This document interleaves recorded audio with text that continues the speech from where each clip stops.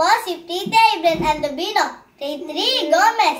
Ang pag-aaralan po natin ay states of matter. Huwag kalilimutan, tandaan, ang states of matter ay solid, liquid, at gas.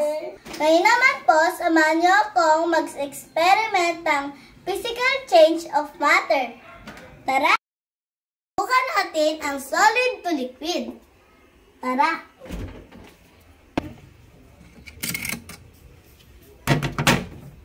Po ay halimbawa ng solid dahil po ito ay nahawakan.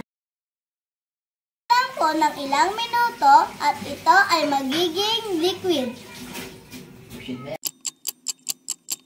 Tapos po ng ilang minuto, ang yelo po ay naging liquid. Halimbawa po ng liquid ay tubig. Ito po ay physical changes of matter. Solid to liquid. Bye-bye! One more time, you guys. Come on. Solid, liquid, and gas.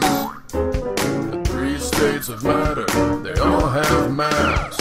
Solid, liquid, and gas, they all have mass.